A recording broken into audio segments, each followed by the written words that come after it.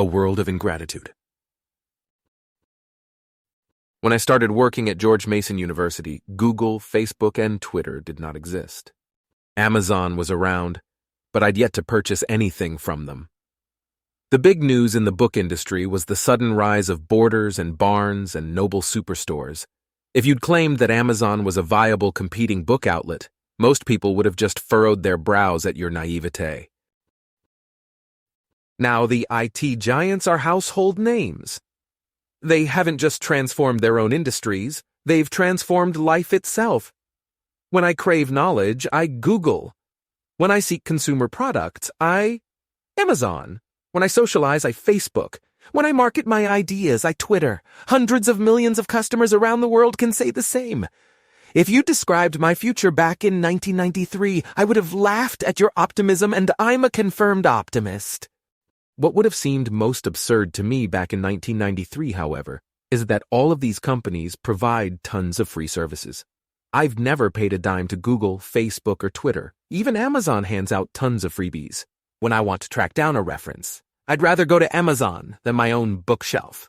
Sure, Amazon charges for physical stuff, but when I factor in the value of my time and the agony of shopping, even the products that come in the mail are practically free.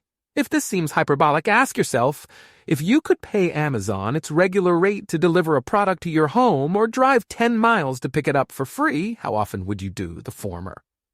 Given all this, you might expect these giants of the internet age to be popular, admired, even loved. Instead, they're drowning in resentment. How often does a pundit or politician give a speech thanking them for their astounding work? Virtually never.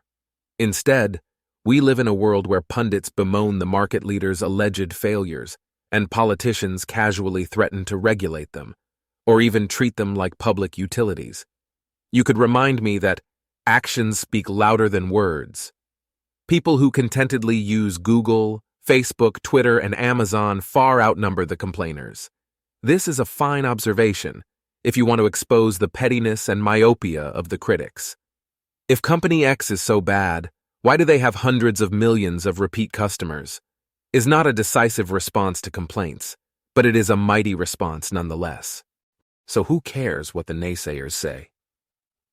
Sadly, every satisfied customer of these great companies should care, because in politics, words speak louder than actions.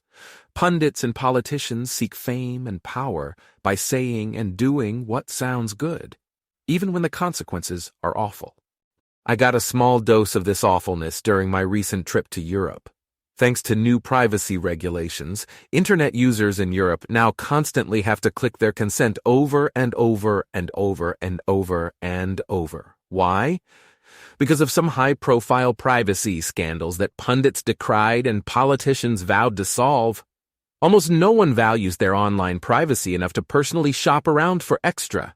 Yet even fewer people want to get up in public and say, "Your scandals are a tempest in a teapot.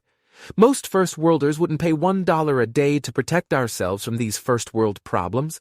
I doubt even most of the outraged would pony up, and maybe the companies should do a little more to deal with privacy issues. But overall, they've done such a great job so far that they fully deserve the benefit of the doubt." When I reflect on the last 2 decades of the internet, I can only conclude that we live in a world of ingratitude. Stellar companies do a bang-up job, and opinion leaders, most of whom could barely design a web page, desperately hunt for dark linings in the silver clouds of progress. Yes, even stellar companies aren't perfect, but unlike pundits and politicians, they've earned our trust and keep earning it every day. On the whole, I am not just a satisfied customer.